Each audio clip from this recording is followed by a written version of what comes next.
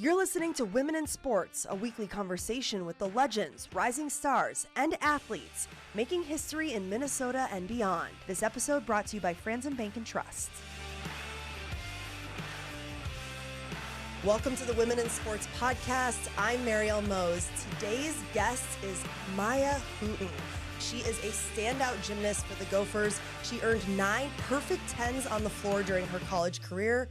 Her final season, actually her last 2 seasons, she was the only Gopher to qualify for nationals. And now this is your first year not competing, but you're still with the Gophers, this time as a coach. We're going to get into it. Mya, thanks for being here. Yes, thank you for having me. So you don't have to be a gymnast to know that it's probably one of the most rigorous sports starting at a very young age, because if you're not rigorous from the jump, you probably can't make it to the D1 collegiate level. So take me back to those younger years of you as a gymnast. How did you get started to get to where you got to? Yeah, I was 3 and there was like a TV show playing and they were like jump roping.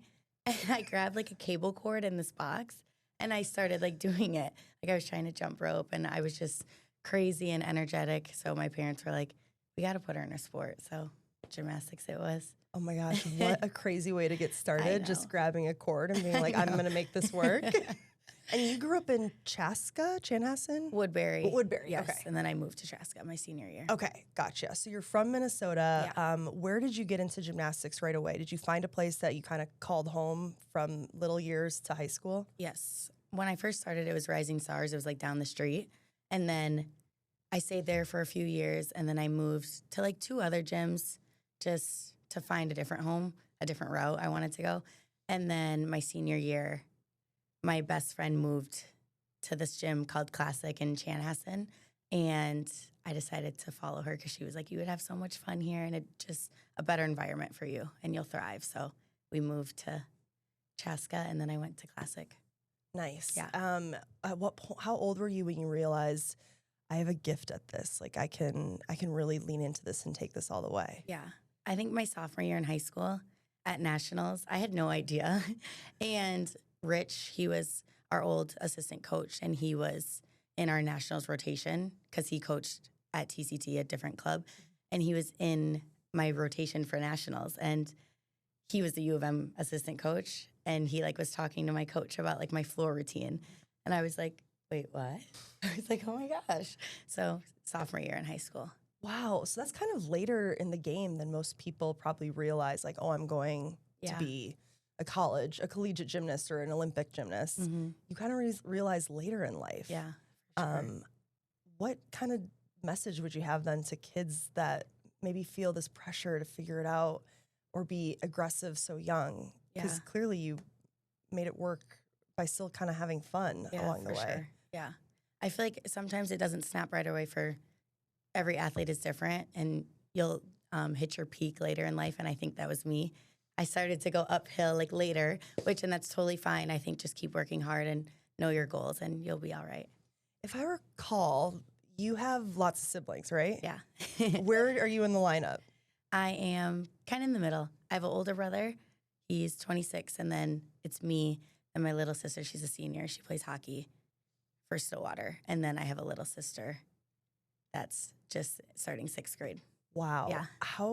When you were really little and all of your siblings were in different sports, how did that kind of work out? Like, how were your parents able to balance all that? How were you able to get to gymnastics and stay disciplined? Yeah.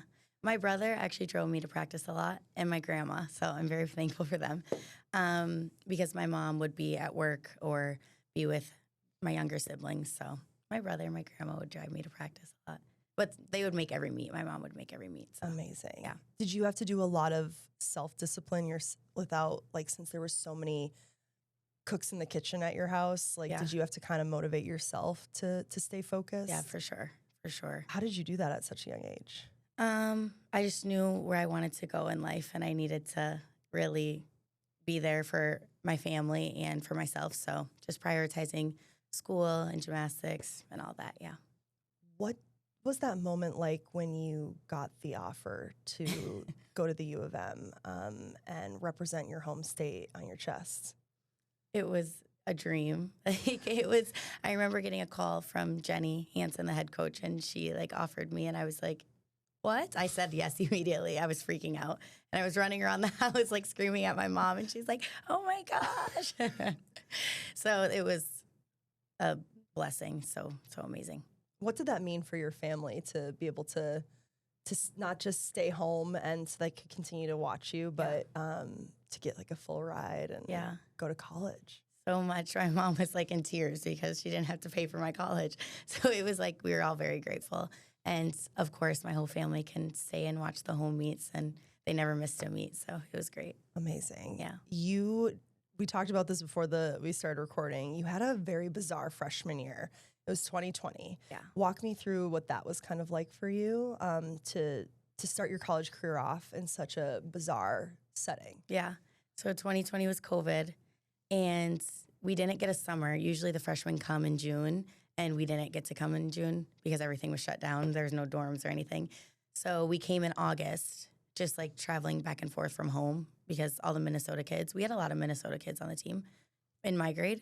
And we just kept driving back and forth to the U. And then we started in September, and we were all wearing masks. Like, we just thought it was normal. The freshmen did, my class, because we weren't used to anything else. And the older girls were like, this is not normal. And we're like, what do we do? Like, all our classes were online, and but we couldn't hang out with anybody. We couldn't go home to see our family. We could only see our team and stay in the dorm. So it was a crazy time. And then season came, and we had no fans. We had like stick figures in the crowd, and only our family could come. So that's good that the family could still come. Yeah, that was good. We got like 4 tickets for them to come, so that was nice.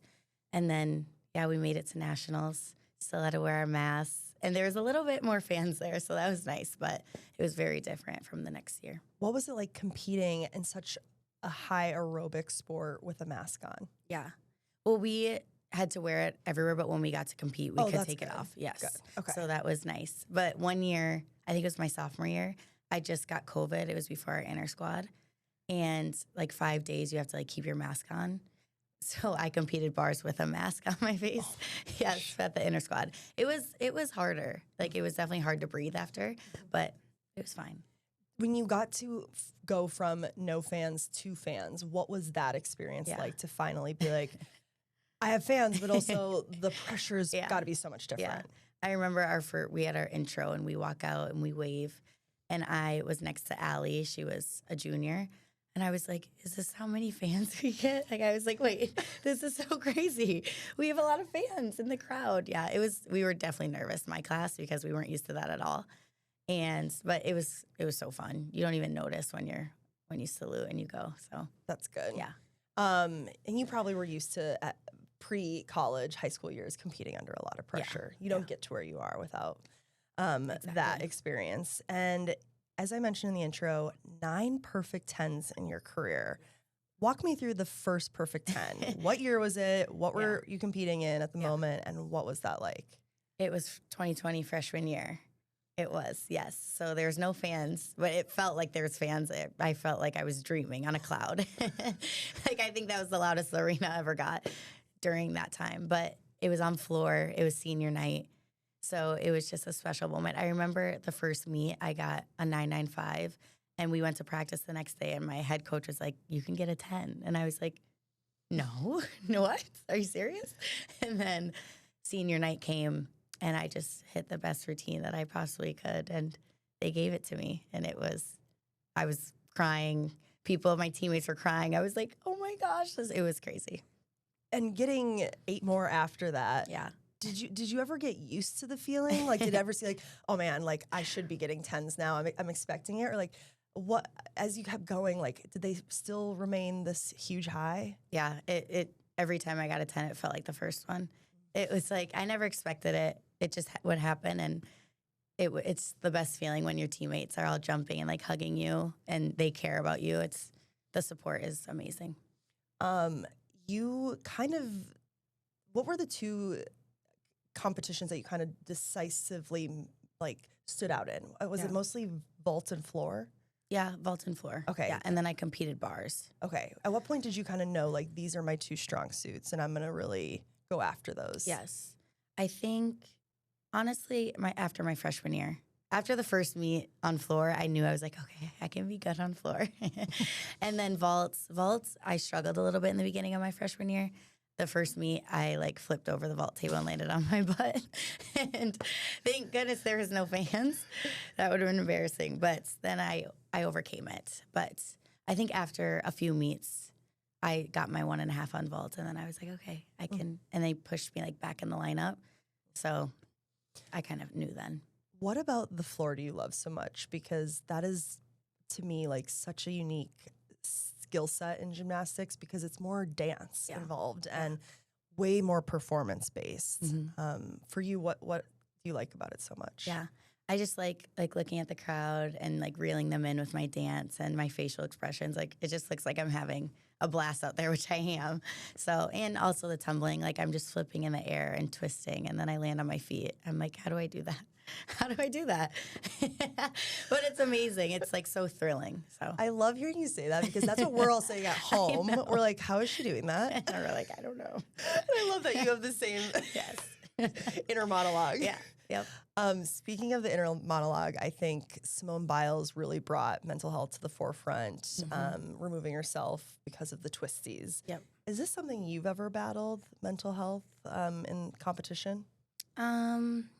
I definitely, the twisties is a real thing. In high school, I definitely got the twisties. Like sometimes you think you're doing a full twist and you'll just do like a double twist. And it's like, I have no idea what's going on. So you have to like take a million steps backwards and then try to work your way. But definitely, we have so many resources at the U of M and we see sports psych. So that really helps like with our mental health and making sure that we're okay. That's good. Yeah. I love that mental health resources at college is just like part of the curriculum now. Yeah. Your final year, qualify for nationals, the only Gopher on the floor, and you're competing against the likes of Jordan Childs. What was that like to be competing against active Olympians? Yeah, it's super cool because they're so good. And I'm like, I never thought I'd be at this stage right now, but it was incredible and the best experience ever. Are they pretty, the Olympians that are there, are they pretty like down to earth, relatable? Do they chat with all of you and feel like it, does it feel very like equal footing out there? For sure. They're so respectful and so nice. And they always go out of their way to like say hi. So that's awesome. Yeah. I'll never forget watching you at nationals from the newsroom on my TV, just rooting you on. And you iconically ended your floor routine, your final year, with like a metaphorical crown on your head. What was the message you were hoping to send, especially to little kids watching on with that final pose? Yeah. Just to like go out and live out your dream that you always wanted. And that's what you work for your whole life. So, and also just like the little girls that look like me, I feel like just knowing, being confident in themselves and knowing that they can do it that's kind of the message I wanted to give. Awesome. Well, it was certainly empowering and just a wow moment to end it all. We're going to switch things up with a little rapid fire. How's that sound? Yep. Good. Okay. So first off, favorite sports team as a kid? The Vikings. Love it. Yeah. Favorite sports team now? The Gophers. Gopher gymnastics team. Love it. Current hype song? Anything Drake. Yes. Yeah. Love. Is there one in particular that's like top of the rotation right now? Nokia. Okay. Yeah. Pre-competition ritual, when you were still in the thick of it, anything you did before every competition? I always ate scrambled eggs with red hot sauce. Frank's. Specifically Frank's Red Hot. I love that. Get your protein in with a little spice. Exactly. What's your joy outside of gymnastics? When you're not competing, when you're not focused and dialed in, where are you getting your joy outside of the gym? Hanging out with my sisters and my family. I love that. And what's one piece of advice in your career that's always stuck with you? Probably one piece of advice. When I was a freshman in college, the fifth years and the seniors, they'd always be like, it goes by so fast, like cherish it.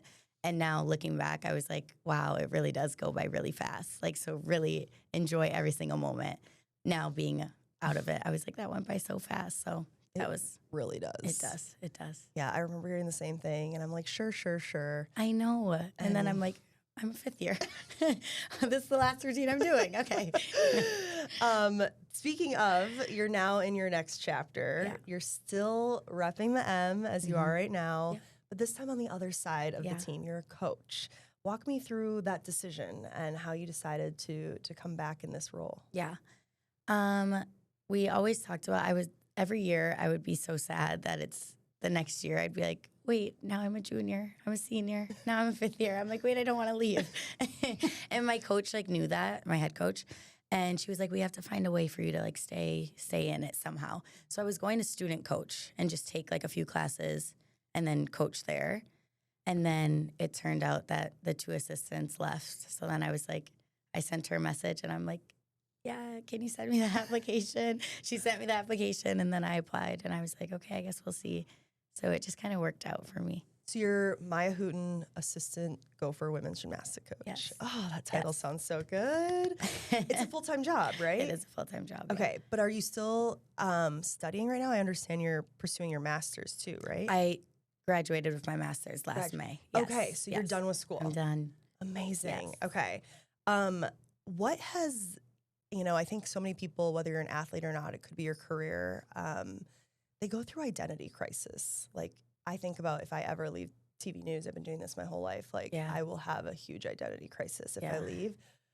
For you, like, what has that identity shift been like to let go of being a high-powered elite athlete to now being on the sidelines and coaching those athletes that you once were? Yeah, it's definitely very different. I'm like, wait, I feel so weird. Like I should be going, I should be practicing, like what's going on?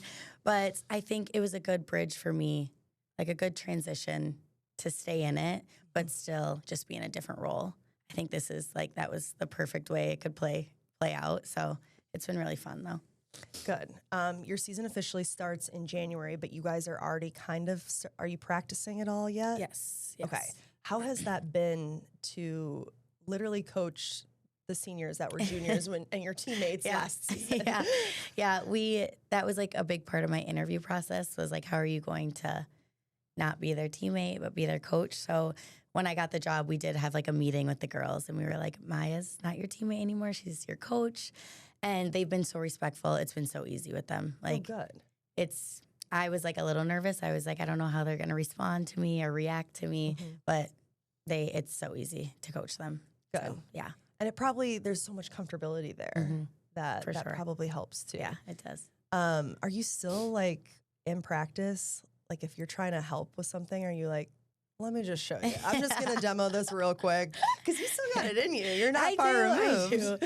No, I don't. Sometimes I will like do random things just to play around, but I don't show anything. I'm a little rusty. Do you lose it quickly? Because I mean, I feel like with gymnastics, you probably, if you're not upkeeping like year round, it's probably easy to lose. It is very easy. Like we would take a week off and it would take me a few days to like get back to feel normal. So taking a few months off, your body feels a little weird. Do you hope like, since you're so like barely removed from it, do you hope as a coach you can, when there's competition jitters or there are like, mental health things, whether it's like overwhelmed with homework and getting being the best athlete they can be, do you hope like that's the role you can kind of play when it comes to like advice, since you just so recently went through it yourself? Or what role do you kind of hope to be as a coach for these athletes? Definitely motivator and being supportive to them. I always remind them, I was just here like for 5 years. Like I know exactly what they're going through and I think I can relate to them on that type of level. So it's very nice. So I can give them advice of how to manage their time and sometimes when they have a rough day, I was like, I know exactly how they're feeling right now and I know what they want to hear, which is very nice. So my role in that way. Great.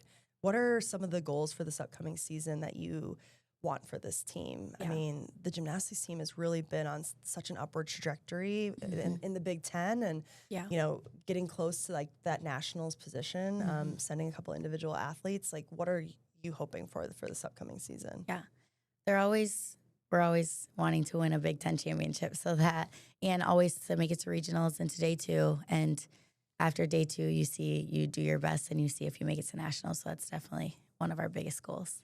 Anyone on the team that you're really excited about this year? Yes, definitely our freshmen, Ariana and Lacey. They are going to be superstars. They look so good right now. Awesome. So excited. Yes. And you said you graduated. I know you graduated from the U of M with a business and marketing education, and you got your master's in human resources and industrial relations. What are your goals with those degrees? Those are very different, very unique. Yes. For right now, I really enjoy coaching, so we'll go this route for a while. But if things happen and I decide to go business route, then I have that to back me up. So it's very nice. So you want to kind of stick with coaching as long as you can. Yeah, I think so. Yeah, amazing, amazing. We wrap up every podcast the same way. Who is the sports sis you're hyping right now? Who should we be paying attention to that you think? Yes. I think Liv Karras, she is our sports broadcaster, and she does gymnastics only, and she works for the Big Ten, but she is the biggest hype woman. She supports literally every team, every person on each team. She knows everything, and she's the best. I can always text her for advice if I ever need to. Is she a former gymnast? Yeah, she went to Michigan. Amazing. Yeah. Okay, cool. Yeah. I love that you're hyping up someone in the broadcast world, and it's cool when athletes take that route. Yeah. Because they know it so well. Exactly. And what's your why, Mya? Why do you do what you do as a gymnast and now a coach? Yeah. My why is definitely the U has provided me so much. So just being able to give back to them and the girls, the team, my coaches, the whole university is just, I'm so grateful for it. And I just want the girls to create these lifelong friendships and memories that I did, because I still talk to everybody that was on my team. So just creating the best experience for them and making sure they have the best time of their lives. Well, I feel like I can speak for them when I say they're so lucky to have you as a coach. Thank you. Made history at the U of M, and you're certainly going to help them carry on that legacy. Thank you. Thanks so much for being here, Mya. Yes, thank you for having me. Thank you for listening to Women in Sports, a weekly conversation with your favorite female athletes. Find us wherever you get your podcasts. We'll see you next week.